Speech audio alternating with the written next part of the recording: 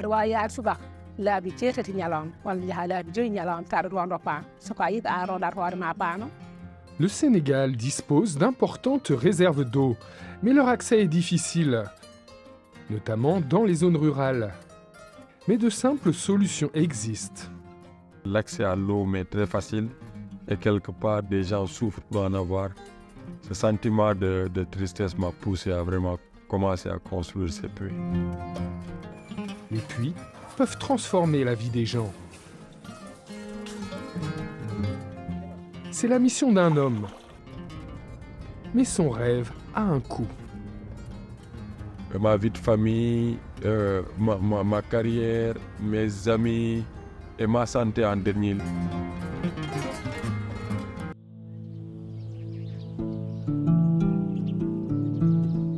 Le Sénégal est un pays aux multiples contrastes.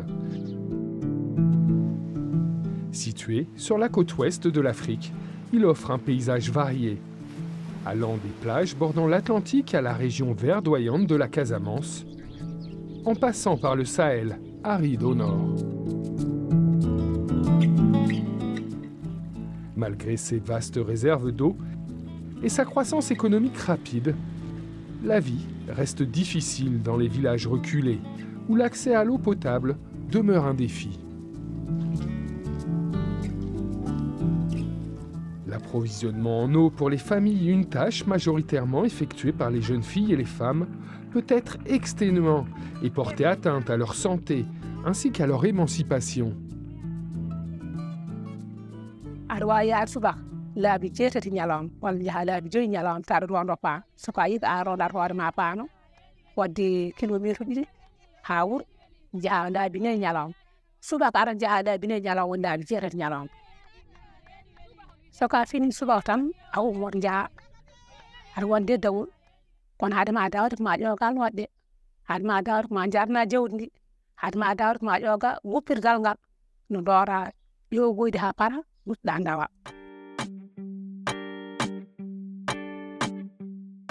Mais l'année dernière, un homme avec un rêve a introduit un système qui peut transformer la vie de femmes comme Madame Ba. Et comme toutes les bonnes idées, celle de Junior ne pouvait pas être plus simple. Creuser des puits.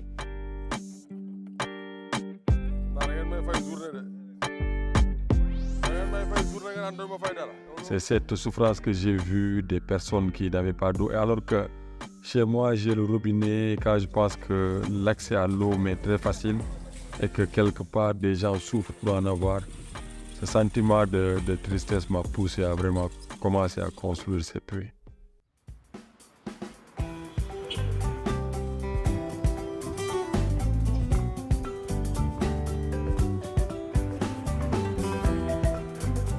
Junior est enseignant. Il a grandi dans un quartier difficile de la capitale sénégalaise, Dakar. Dans ce quartier Grand Dakar, quand on réussit quelque part, on a ce devoir de rester et d'aider les autres. Et je me présente comme un soutien à toutes les couches. Et c'est sur les réseaux sociaux que Junior a trouvé les ressources nécessaires pour transformer son rêve en réalité. Les fonds sont récoltés exclusivement sur Internet, sur mes pages Twitter, Facebook, Instagram, LinkedIn, où je poste les projets avant. Je pose le problème et je crée des cagnottes en ligne avec mon numéro de téléphone, avec des plateformes de récolte de fonds. Et comme ça, beaucoup de personnes, de Sénégalais de la diaspora participent de manière anonyme ou bien donnent leur nom. Et on passe par des gens locaux qui habitent déjà les villages. C'est eux-mêmes qui sélectionnent et qui mettre en place tout un système de recensement des villages qui en ont besoin. Moi, je m'occupe de la partie, tout ce qui est levée de fonds et prospect, et c'est comme ça qu'on les choisit.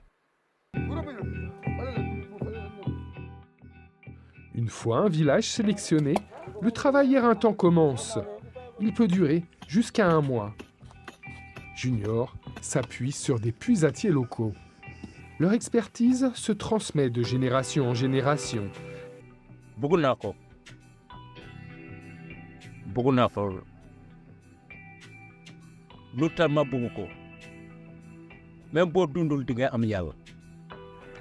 C'est un travail difficile et parfois dangereux.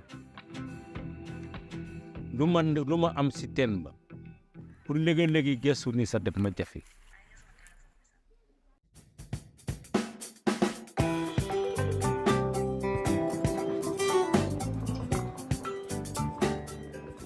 C'est dans le village de Bakao au nord du Sénégal que Junior a construit son premier puits au début de l'année 2023.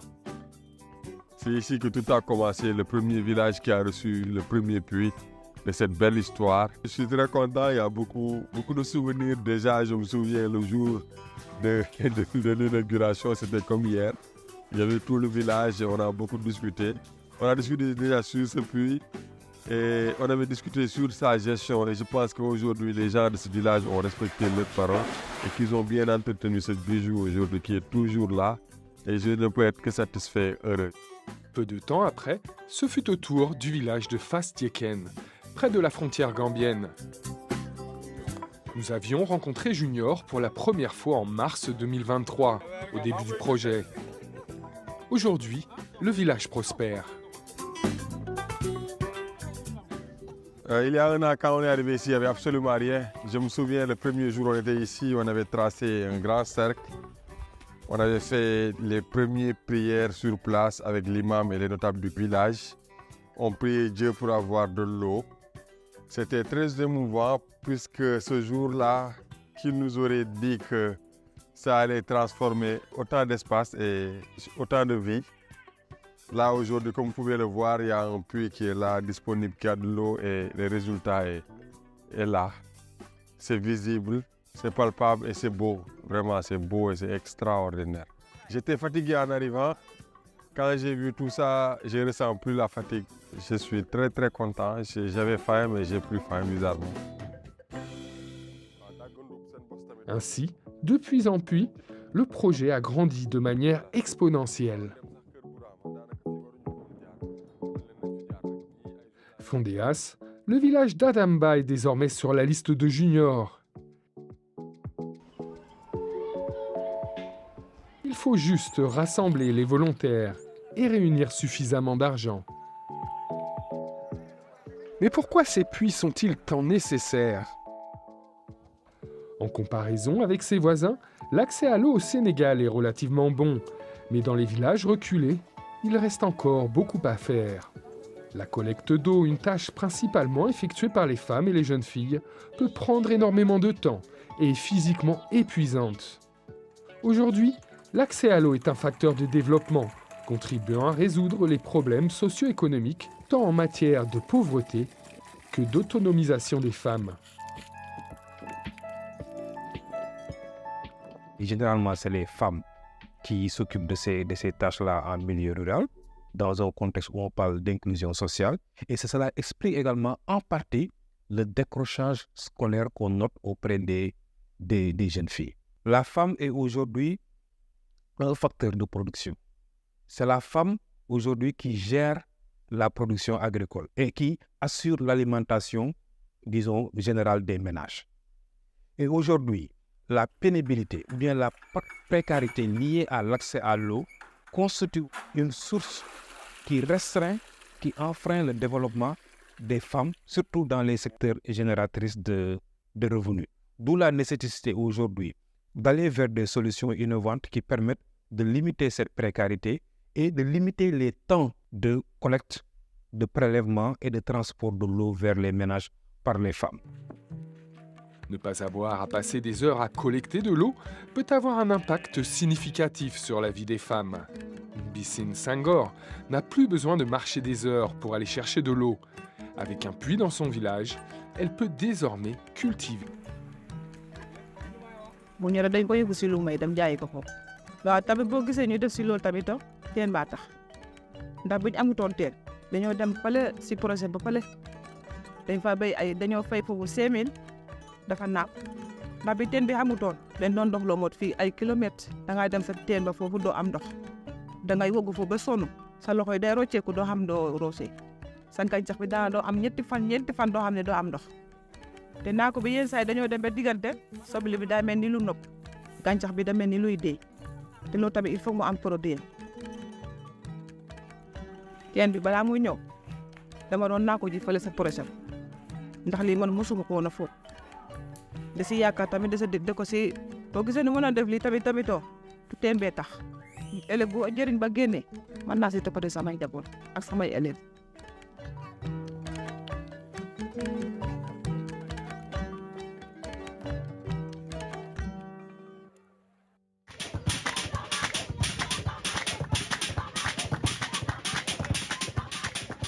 Quand j'arrive dans un village et que je termine un puits, je lis dans leur visage plutôt beaucoup d'émotions et de joie. Et je pense que c'est les personnes les plus contentes de recevoir ces puits, puisque c'est elles qui partent en chercher chaque jour. On me dit que ces efforts ne sont pas vains et que la récompense de ces puits montre qu'avec un peu de volonté, on peut faire pas mal de choses, puisque au début, j'avais absolument rien. C'est beaucoup d'argent, c'est beaucoup de temps, c'est une organisation extraordinaire, c'est énormément de sacrifices. Là, je suis heureux, vraiment. Je suis heureux, je remercie Dieu de m'avoir donné la force et le courage de continuer, parce qu'à un moment donné, je pouvais bien ne plus avancer et tout laisser tomber.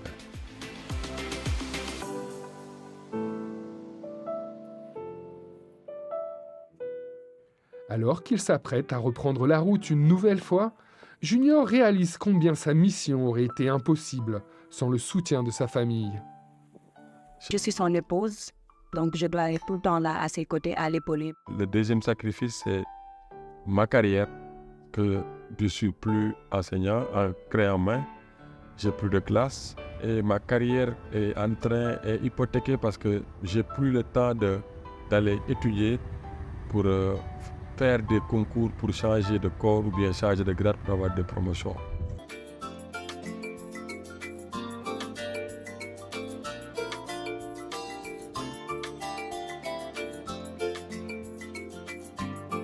En 12 mois, nous avons parcouru un peu partout le Sénégal pour permettre à des personnes, et surtout à des femmes, de ne plus faire plusieurs kilomètres pour avoir de l'eau potable, mais d'avoir de l'eau potable accessible et disponible, gratuite pour tout le monde. Donc c'est quelque chose d'extraordinaire et je pense que c'est indescriptible aujourd'hui de voir le 5e puits se réaliser ici à Fondéas dans le Fouta.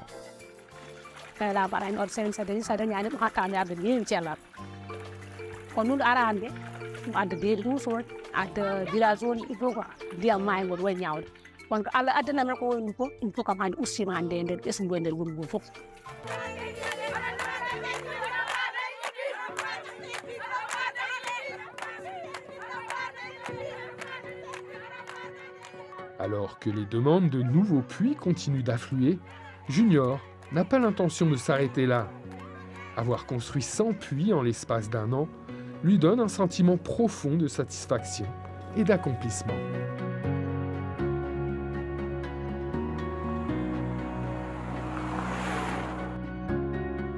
Un héros, c'est trop. Je suis juste quelqu'un qui essaie de changer de vie. Je fais ma part. Je suis comme le petit colibri qui voyage partout au Sénégal et qui apporte le bonheur.